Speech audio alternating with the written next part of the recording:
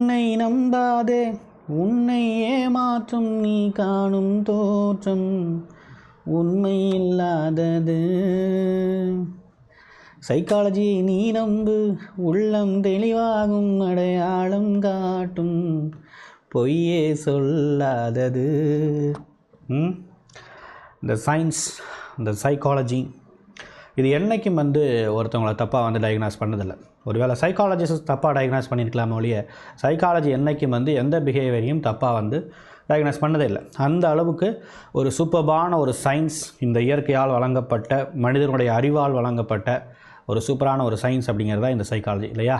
இதில் தான் ரொம்ப முக்கியமாக நம்ம சேஃப்கார்ட் பண்ணிக்கணும்னா, ஒரு டாக்ஸிக் பர்சன், முக்கியமாக ஒரு நார்சிசிஸ்ட் மாதிரியான ஆட்கள்கிட்ட நம்ம சேஃப்கார்ட் பண்ணிக்கிறோன்னா அந்த ஃபஸ்ட்டு திங்க் அப்படிங்கிறது இந்த சைக்காலஜி மூலமாக நமக்கு ஒரு சைக்கலாஜிக்கல் அவேர்னஸ்ங்கிறது ரொம்ப முக்கியம் இல்லையா.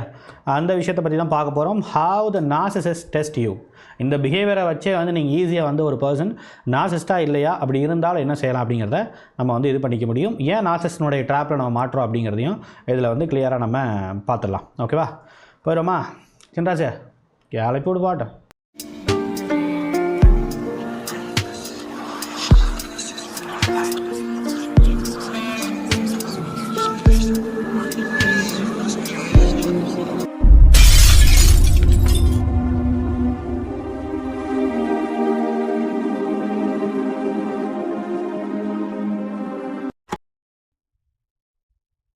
Welcome to the Human Expert Tamil. I am your Rajkumar Pandian, psychologist. How narcissists test you.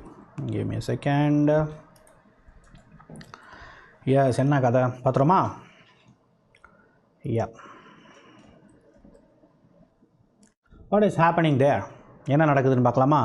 இந்த ஃபஸ்ட்டு விஷயம் அப்படிங்கிறத பொறுத்த வரைக்கும் அவங்களுடைய கான்வர்சேஷனில், அவங்களோட ரிலேஷன்ஷிப்பில் ஃபஸ்ட்டு விஷயம் அப்படிங்கிறது டிஸ்ரெஸ்பெக்ட் அஸ் அ ஹியூமர். இதுதான் ஃபஸ்ட்டு ஒரு பர்சன் காட்டுற ஒரு ரெட் ஃப்ளாக் அப்படிங்கிறது இல்லையா. நான் ஒரு ஜோக்கு தான் சொன்னேன், சும்மா ஐம் ஜஸ்ட் கிடிங் அப்படின்னு சொல்லிவிட்டு அதுக்குள்ளே பார்த்தீங்கன்னா ஒரு பயங்கரமான ஒரு டிஸ்ரெஸ்பெக்ட் அதில் இருக்கும். இப்போ மற்றவங்கெல்லாம் கலாய்க்கிறதுனா வேறு இல்லையா. நம்மளை சில பேர்லாம் நல்லா பார்த்தீங்கன்னா தெரியும், சில பேர்லாம் நம்மளை கலாய்ப்பாங்க, அதில் நம்ம கோவம் வராது, நம்ம அதை ஒரு மாதிரி ஷேமாக ஃபீல் பண்ண மாட்டோம், அவமானமாக இருக்காது, ரொம்ப ஒரு மாதிரி எம்பாரசிங்காக இருக்காது. ஆனால் இவர்கள் பண்ணுறதுங்கிறது ஒரு மாதிரி எம்பாரசிங்காக இருக்கும், ஒரு மாதிரி அந்த இடங்களில் ஒரு மாதிரி டிஸ்கம்ஃபர்ட்டாக இருக்கும் இல்லை. திருப்பி அது நம்ம ஒரு மாதிரி டிஸ்கம்ஃபர்ட்டாக ஃபீல் பண்ணுறோன்னு நம்ம அப்படிங்கிறது அவங்களுக்கு தெரிஞ்சிருச்சுனாலும் விடுவாங்கன்னு நினைக்கிறீங்களா? இல்லை, அதே விஷயங்களை மீண்டும் மீண்டும் செய்ய ஆரம்பிப்பாங்க. வேறு டெக்னிக் மூலமாக இந்த கிடிங், இந்த ஒரு ஜோக் பண்ணுறேன் உன் மேலே, நான் சும்மா கலாய்க்கிறேன் அப்படிங்கிறத வச்சே அவங்க பண்ணுவாங்க. ஒருவேளை அந்த விஷயத்தை நீங்கள் டேரெக்டாக நீ பேசுகிறது ஒரு மாதிரி எனக்கு இருக்குது, ஒரு மாதிரி டிஸ்கம்ஃபர்டபுளாக ஃபீல் ஆகுதுன்னு சொன்னால் அப்படியே நம்மளை ப்ளேம் பேக் பண்ணுவாங்க. நீ அப்படி நினச்சிக்கிட்டா அதுக்கு நான் என்ன பண்ண முடியும் இல்லை, நான் ஒரு விளையாட்டுக்கு தானே சொன்னேன், ஏன் நீங்கள் இவ்வளவு சென்சிட்டிவாக இருக்கிறீங்க அப்படிங்கிற மாதிரி அப்படியே ஒரு கேஸ் லைட்டிங் ஆரம்பிப்பாங்க. அங்கே அப்படியே நம்மளை ப்ளேம் பேக் பண்ணுவாங்க. This is the first sign how they test you. The second important thing, இப்படியே அந்த இது பண்ணிகிட்டே இருக்கிறாங்கல்ல, இப்படியே பண்ணிவிட்டு திருப்பி அதை ஒரு சைக்கிள் மாதிரி போய்கிட்டே இருக்கும்போது அப்படியே கொஞ்சம் கொஞ்சமாக சின்ன சின்ன பவுண்ட்ரிஸை அவங்க பிரேக் பண்ணி சின்ன சின்ன அட்வான்டேஜை ரொம்ப சீக்கிரமாகவே எடுத்துக்க ஆரம்பிப்பாங்க. ரொம்ப ரொம்ப சீக்கிரமாக நீங்கள் நினச்சே பார்க்க முடியும். இவ்வளவு அவங்க நெருக்கத்துக்கு வருவாங்க, இவ்வளவு விஷயங்கள் பண்ணுவாங்க, நம்ம வேறு ஒரு விஷயத்துக்காக சொல்லியிருப்போம், ஆனால் அதை யூஸ் பண்ணிக்கிட்டு இவ்வளவு கிட்ட வருவாங்க அப்படின்னு நம்ம நினச்சே பார்த்துருக்க மாட்டோம். அந்த மாதிரி சின்ன சின்ன பவுண்ட்ரி வயலேஷன் அப்படிங்கிறது கண்டிப்பாக இருக்கும். ரெண்டாவது, சில இடங்களில் கொஞ்சம் அதில் நம்ம கொஞ்சம் ஸ்ட்ராங் ஆகிறோம், கொஞ்சம் நம்ம அந்த பவுண்டரி இன்னும் கொஞ்சம் ஸ்ட்ராங்காக செட் பண்ணாலும் அதையும் மீறி வர்றதுக்கு அவங்க பார்ப்பாங்க. ஒரு இடத்துல தெரியாமல் செய்கிற மாதிரி இருக்கும், பட் போக போக பார்த்தா இது அவங்க தெரிஞ்சே தான், ரொம்ப கான்ஷியஸாக தான் அவங்க செய்கிறாங்கங்கிறது கொஞ்சம் கொஞ்சமாக நம்ம அது ரியலைஸ் ஆகும். Which is very important thing, right? And the ignored discomfort. இந்த பவுண்டரி வயலேஷன் மூலமாக, அட்வான்டேஜ் எடுத்துக்கிறது மூலமாக, அவங்க நம்மக்கிட்ட ஹெல்ப் கேட்குறது மூலமாக, இல்லை நம்ம அவங்கக்கிட்ட ஹெல்ப் கேட்டு அதை பயங்கரமாக வச்சு அதை ஒரு பெரிய மேனிப்புலேஷன் மாதிரி என்னமோ நம்ம அவங்ககிட்ட ஜஸ்ட் ஏதோ ஒரு ஹெல்ப் கேட்டிருப்போம், ஓகே, அதை என்னமோ நம்ம வாழ்க்கையை தூக்கி அவன் கையில் கொடுத்த மாதிரி பலவிதமான இமேஜினேஷனுக்குள்ளே போய் பலவிதமான மேனிப்புலேஷனை செஞ்சு, ஏன்னா பலவிதமாக அதை ஒரு பெரிய விஷயம் மாதிரி செஞ்சு அதை காட்டிக்கிட்டு, என்ன நம்ம ஹெல்ப் பண்ணுறது அப்படிங்கிறதால சும்மா சாதாரணங்கிற மாதிரி, இது அவங்க ஹெல்ப் பண்ணுறது அப்படிங்கிறது ஒரு மிகப்பெரிய ஒரு விஷயம் மாதிரி காட்டிக்கிட்டு இருக்கிற இந்த ஆட்கள் ஒரு பக்கம் வந்து இந்த மாதிரி பவுண்டரி வயலேஷனுங்கிறது பண்ணிக்கிட்டு, ரெண்டாவது ஒரு பக்கம் அப்படிங்கிறது நம்மளை கீப் ஆன் இந்த மாதிரி ஜோக் பண்ணுறேன், அது பண்ணுறேன், இது பண்ணுறேன், நம்மக்கிட்டே நம்மளை வந்து இன்சல்ட் பண்ணிக்கிட்டு இருக்கிற போது நமக்கு வர மாதிரி ஒரு டிஸ்கம்ஃபர்ட் வருதுல்ல, நமக்கு ஒரு மாதிரி சங்கட்டமாக இருக்கும்ல, ஒரு மாதிரி இதாக இருக்கணும்ல, இது அவங்களுக்கு தெரிய வரும். தெரிஞ்சாலும் அதை பற்றி அவங்க கண்டுக்க மாட்டாங்க. அவங்க அதை ரொம்ப கான்ஷியஸாக இக்னோர் பண்ணுவாங்க. ரைட், அதை பற்றி அவங்க கண்டுக்கவே மாட்டாங்க. பரவாயில்ல, இதுதான் வந்து ஸ்டார்டிங் பாயிண்ட். ஆக்சுவலி நம்மளோட டிஸ்கம்ஃபர்ட்டை ரொம்ப கான்ஷியஸாக தெரிய வந்ததுக்கப்புறமும் இக்னோர் பண்ணக்கூடிய இவங்க தான் ஃப்யூச்சரில் ஒரு வேளை இவங்க கூட நம்ம ரிலேஷன்ஷிப்பில் போகிறோங்கும்போது, இந்த ரிலேஷன்ஷிப்பை இன்னும் நம்ம வந்து ஒரு வேளை நீங்கள் வந்து ஒரு ஃபார்ச்சுனேட்டாக இல்லை அன்ஃபார்ச்சுனேட்டாக ஒரு அரேஞ்ச் மேரேஜ் இல்லை ஒரு லவ் மேரேஜ், இந்த மாதிரி ஒரு ரிலேஷன்ஷிப் ஒரு கமிட்மெண்ட்டுக்குள்ளே நீங்கள் போகிறீங்கும்போது இது ஃப்யூச்சரில் எந்த மாதிரி ஆகும்? நாளைக்கு நம்மளுடைய பெயினில் எந்த விதமான எம்பத்தியும் காட்டாத ஒரு ஆளாக இவங்க தான் மாறுவாங்க. அதுக்கான ஃபஸ்ட்டு சிக்னல் அப்படிங்கிறது தான் இது. ரைட், இது என்ன ஒரு பெரிய ஓவர் இமேஜினேஷன் மாதிரி இருக்குன்னு நினைக்கிறீங்களா? இல்லை, இது நீங்கள் போக போக இந்த டிஸ்கம்ஃபர்ட்டுங்கிறது நமக்கு அதிகமாக நம்ம ஷேமாக ஃபீல் பண்ணும்போது, நமக்கு சில நேரங்களில் அவமானம் வரும்போது, நம்ம ஒரு மாதிரி கில்ட்டாக ஃபீல் பண்ணும்போது, அகைன் அண்ட் அகைன் எந்த விஷயத்தை பார்த்து நம்ம வந்து பேசினோம்னா நம்ம ரொம்ப டவுனாக ஃபீல் பண்ணுவோமோ அதை எடுத்து அதை வந்து அண்டர்மைன் பண்ணி அப்படியே வந்து பண்ணி அந்த விஷயங்களை அப்படியே செய்ய அவங்க ஆரம்பிப்பாங்க. இதெல்லாம் ஏன் பண்ணுறாங்க? Reaction checking. This is how the narcissist test you. நீங்கள் அவங்களுடைய ஃப்ரேம் ஒன்று இருக்குல்ல இல்லையா, ஃப்யூச்சரில் வந்து பயங்கரமாக அப்யூஸ் பண்ணி பலவிதமான விஷயங்களை கொண்டு வந்தாலும் நீங்கள் அதை தாங்கிக்கிட்டு இருக்கணும். அதுக்கு இன்றைக்கி வந்து கொஞ்சம் ஒரு டெஸ்ட் பண்ணுறாங்க. அவங்கள ஒரு ப்ராடக்ட் வாங்கும்போது எப்படி டெஸ்ட் பண்ணுவாங்களோ அந்த மாதிரி வந்து அவங்கள நம்மளை டெஸ்ட் பண்ணுறாங்க. சின்ன அவமானங்களை நம்ம ஏற்றுக்க பழகிறோமா? ஏன்னா இந்த மாதிரி அட்வான்டேஜ் எடுத்துக்கிற விஷயங்கள்லாம் அவங்க ஓகேவாக இருக்கிறாங்களா?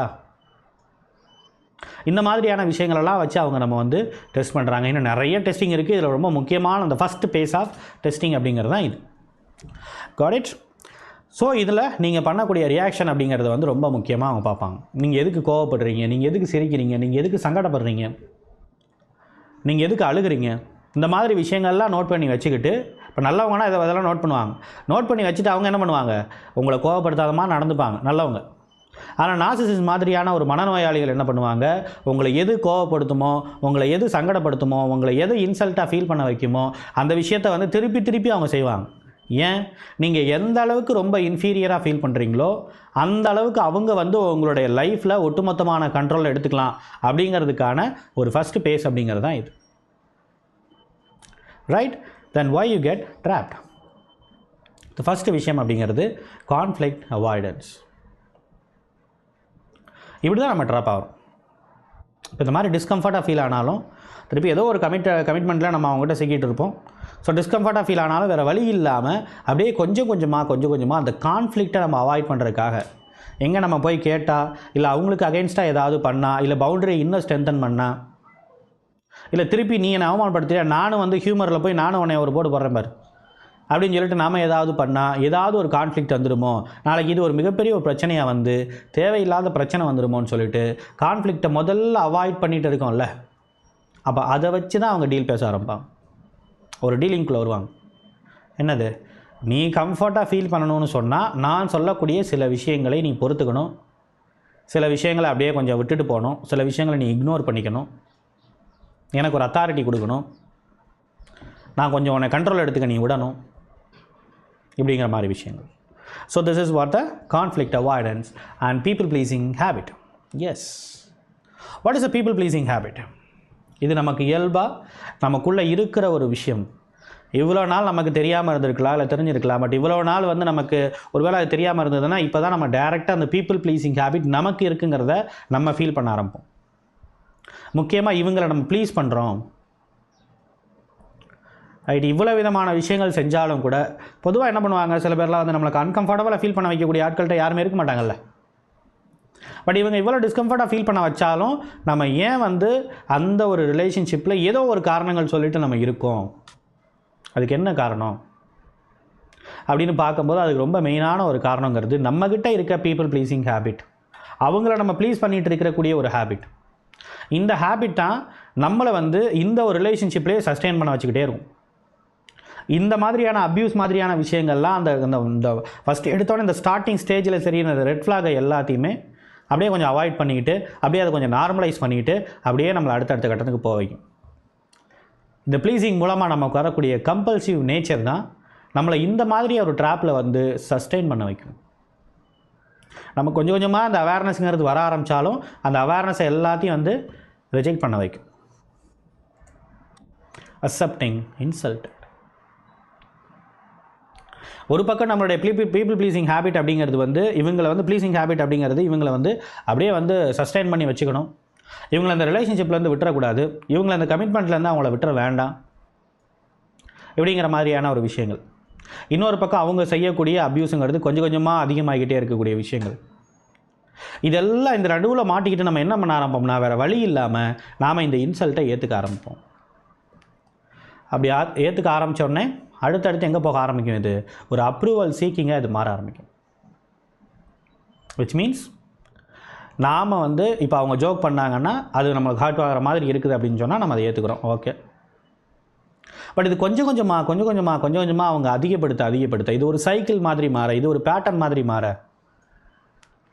நமக்குள்ளே ஒரு இன்ஃபீரியாரிட்டி அதிகமாக க்ரியேட் ஆகும்போது, இந்த இன்ஃபீரியாரிட்டிங்கிறது என்ன செய்ய வைக்கும், எல்லா விதமான விஷயத்துலையும் நமக்குள்ளே ஒரு என்ன ஆரம்பிக்கும், ஒரு ட்ரஸ்ட் இஷ்யூ, ஒரு செல்ஃப் ட்ரஸ்ட் இஷ்யூஸை வந்து நமக்கு கொண்டு வரும், ஒரு செல்ஃப் டவுட்டை நமக்கு கொண்டு வரும். இல்லை இவங்க நம்மளை இன்ஃபீரியாரிட்டியை க்ரியேட் பண்ண என்ன ஆகும், அதை தூண்டி விட்றாங்க. அவங்க நமக்குள்ளே இருக்க ஆல்ரெடி எக்ஸிஸ்டிங்காக இருக்க பீப்புள் ப்ளீஸிங் ஹேபிட், ஆல்ரெடி எக்ஸிஸ்டிங்காக இருக்க இன்ஃபீரியாரிட்டி, இது எல்லாம் நார்சிஸ்ட் என்ன பண்ணுவாங்க, நம்ம தூண்டி விட்டுக்கிட்டே இருப்பாங்க. அப்படி ட்ரிகர் பண்ண நாம் எப்படி ஆக ஆரம்பிப்போம்னா, ரொம்ப ஹுமிலியேட் ஆகி நாம் மற்றவங்களுடைய அக்செப்டன்ஸை, முக்கியமாக இவங்களுடைய அக்செப்டன்ஸுக்காக நாம் வெயிட் பண்ண ஆரம்பிப்போம். நம்மளால் நம்மளோட லைஃப்பை பார்த்துக்க முடியல, நம்மளால் வந்து நம்மளுடைய ரெஸ்பான்சிபிலிட்டி எடுத்துக்க முடியல, நம்மளால் நம்மளுடைய விஷயங்களை அடுத்த கொண்டு போக முடியல. அப்போ நம்ம என்ன பண்ண ஆரம்பிக்கலாம், இவங்ககிட்ட அதை கொடுப்போம். இவங்க என்ன சொல்கிறாங்களோ அந்த அப்ரூவலுக்காக நம்ம காத்திருப்போம். Why? To avoid the conflict. நம்ம ஏதாவது ஒரு இண்டிபெண்ட்டாக நம்ம செய்ய ஆரம்பித்தோம்னு சொன்னாலே இவங்க வந்து கொஞ்சம் கொஞ்சமாக நம்மளை ஹியூமிலியேட் பண்ணி பலவிதமான பிரச்சனைகளை அவங்க கொண்டு வர ஆரம்பிப்பாங்க. இந்த ஸ்டார்டிங் ஸ்டேஜ் ஈவன். அப்போ நம்ம என்ன பண்ண ஆரம்பிப்போம், இந்த கான்ஃப்ளிக்ட்டை வந்து ரிசால்வ் பண்ணுங்கிறதுக்காக, இது வேண்டாம்ப்பா அப்படின்னு நினச்சிக்கிட்டு இது நம்ம பண்ணணும் அப்படிங்கிறதுக்காக நம்மளுடைய ப்ளீஸிங் ஹேபிட்டை வந்து யூஸ் பண்ணி கொஞ்சம் கொஞ்சமாக அவங்களுடைய அப்ரூவலுக்காக நம்ம வெயிட் பண்ண ஆரம்பிப்போம். இதுதான் முழுக்க நாம் அவங்க மேலே ஒரு கோ டிபெண்ட்டாக மாறுறதுக்கு மிக முக்கியமான காரணம். Got it?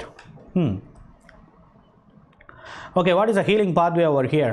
Analyze the inner conflict. மற்றவங்களாம் இந்த மாதிரியான விஷயங்கள் வரும்போது அவங்க இன்னும் பவுண்டரியை வந்து பயங்கரமாக வந்து செட் பண்ண ஆரம்பிப்பாங்க. அப்படியே அவங்க பவுண்டரி வந்து வயலேட் பண்ணுறாங்க, ஒரு நார்சிசிஸ்ட் வந்து பவுண்டரி வயலேட் பண்ணுறாங்கன்னா ஒரு நார்மல் பீப்புள் என்ன பண்ணுவாங்க, இன்னும் வந்து ஸ்ட்ராங்காக செட் பண்ண ஆரம்பிப்பாங்க. அப்படியும் வயலேட் பண்ணுறாங்கன்னா அவங்கக்கிட்டேருந்து விலக ஆரம்பிப்பாங்க. நம்மால் ஏன் அந்த விஷயங்களை ஸ்டார்டிங் ஸ்டேஜ்லேயே நம்மளால் செய்ய முடியல, பலவிதமான டேமேஜஸை வந்து நம்ம வந்து அனுபவிச்சு தான் அந்த விஷயங்களை நம்ம கற்றுக்கணுமா, ஏன் அந்த ஒரு எக்ஸ்பெரிமெண்ட்டுக்கு நம்ம போகிறோம், ஏன் நம்ம ஸ்டார்டிங் ஸ்டேஜில் ஒரு மாதிரி டிஸ்கம்ஃபர்ட்டாக இருந்தால் அதுலேருந்து நம்மளால் ஏன் விலகி வர முடியல, எந்த ப்ரெஷருங்கிறது, எந்த கம்பல்சிவ் நேச்சருங்கிறது நம்மளை வந்து அந்த ஒரு விஷயத்துலேயே இருக்க வைக்குது, அப்படி என்ன அதில் அவசியம் இருக்குது. எண்ட் ஆஃப் த டே பார்த்தீங்கன்னா அந்த நார்சிசிஸ்ட் மூலமாக யாருக்கும் எந்த பிரோஜனமும் கிடையாது. நமக்கு பிரோஜனம் இருக்கிற மாதிரி காட்டிப்பாங்க, ஆனால் உண்மையிலேயே அவங்க வந்து யாருக்கும் பிரோஜனம் கிடையாது. அவங்க என்றைக்குமே தான் மூலமாக வரக்கூடிய பெனிஃபிட்ஸை கூட அவங்களே வந்து அதை இது பண்ணிடுவாங்க, உடச்சி விட்ருவாங்க.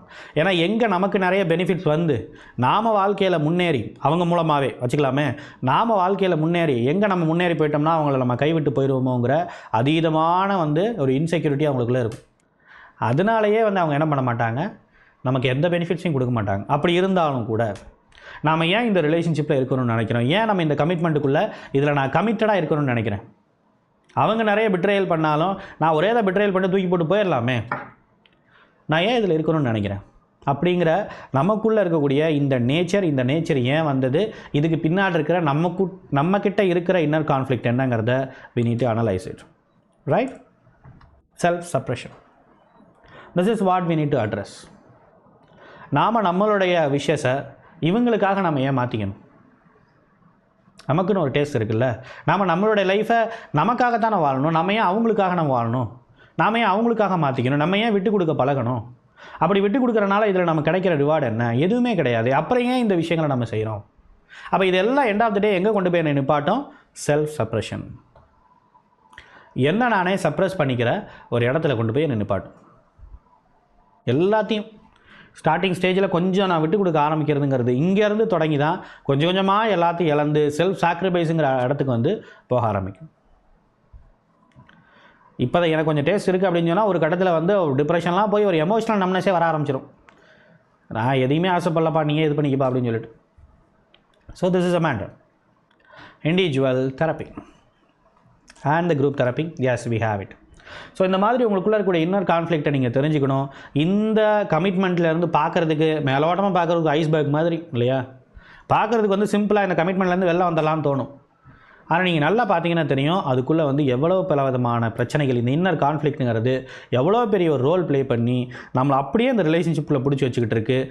அது எவ்வளோ க்ரிப்பாக பிடிச்சி வச்சுக்கிட்டு இருக்குங்கிறது நமக்கு போக போக தான் தெரிய வரும். ஸோ இந்த இன்னர் கான்ஃப்ளிக்ட்டை நம்ம ரிசால்வ் பண்ணாமல் ஒரு நார்சிசிஸ்ட் கிட்ட இருந்து நம்ம வெளில வரவே முடியாது. அப்படியே மற்றவங்க நம்மளை வந்து வெளியில் கூட்டிகிட்டு வந்தாலும் நம்ம அகைன் ஒரு நமக்குள்ளே இருக்கக்கூடிய கோடிபெண்டன்சி நேச்சர்னால, இந்த மாதிரி நேச்சர்னால இன்னொரு நார்சிசிஸ்ட்டு இதே மாதிரி இருக்க சிமிலர் கேரக்டரில் இருக்க இன்னொரு நார்சிசிஸ்ட்டை போய் மாற்றுறதுக்கு there is lot of chances. So அப்போ இந்த இன்னர் கான்ஃப்ளிக்ட்டை ரிசால்வ் பண்ணணும்னா you can come for the online therapy. So ஒரு 1 hour அப்படிங்கிறது இருக்கும். ஃபஸ்ட்டு அனலைசிங் செஷனுங்கிறது நான் தான் அட்டன் பண்ணுவேன்.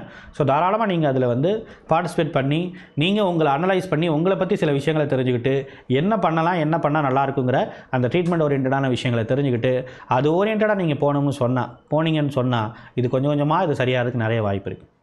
இது ஒரு செஷனில் முடியாது. ஸோ வீக்லி ஒன்ஸ் அப்படிங்கிற மாதிரி ஒரு செஷன்ஸ் இருக்கும். அப்படியே இந்த வீக்லி ஒன் செஷன் நீங்கள் அட்டன் பண்ண you will have a lot of clarity. இந்த கான்ஃப்ளிக்ட் எப்படி ரிசால்வ் பண்ணுறது உங்களுக்கு தெரிய வரும். And we have a group therapy also. அந்த செஷன்ஸ்லாம் அப்படியே போயிட்டே இருக்கும்போது you will come to know lot இல்லையா. அப்போ அப்படியே கொஞ்சம் கொஞ்சமாக நம்ம சர்வைவராக மாற ஆரம்பிக்கும் போது நாம் இந்த மாதிரியான ஒரு குரூப் தெரப்பி அட்டன் பண்ணலாம். ஒரு 7 to 8 மெம்பர்ஸ் இருப்பாங்க நம்மள மாதிரியே. இங்கே நம்ம பல ஐடியாஸை நம்ம டிஸ்கஸ் பண்ணுவோம், பல கான்செப்டை நம்ம டிஸ்கஸ் பண்ணி நம்மளை எப்படி ஹீல் ஆக்கிக்கிட்டு நம்ம அடுத்த கட்டத்துக்கு போகிறது எப்படி, எமோஷனல் வூண்ட்ஸ்லேருந்து ரெக்கவர் ஆகிறது எப்படி, சைல்ட்ஹுட் ட்ராமாலேருந்து ரெக்கவர் ஆகிறது எப்படி, நம்மக்கிட்ட இருக்கிற நமக்கே தெரியாமல் இருக்கிற இந்த ப்ளீஸிங் ஹேபிட், இந்த ஆன்சைட்டி, டிப்ரெஷன் இதெல்லாம் வந்து கரெக்டாக லேபிள் பண்ணி இதை வந்து நெக்ஸ்ட் லெவலில் கொண்டு போக விடாமல் இதை வந்து ஸ்டாப் பண்ணுறது எப்படி, இதுலேருந்து ஹீல் ஆகிறது எப்படி, எல்லா விஷயங்களும் வந்து இந்த ஆன்லைன் தெரப்பி மூலமாகவும் குரூப் தெரப்பி மூலமாகவும் யூ கேன் லேர்ன். ஓகே, அது நீங்கள் கலந்துக்கணும்னு நினச்சிங்கன்னா நம்மளுடைய அட்மின் நம்பருங்க டிஸ்கிரிப்ஷனில் இருக்குது, தாராளமாக பார்த்துக்கலாம். Okay, that is what. Bye.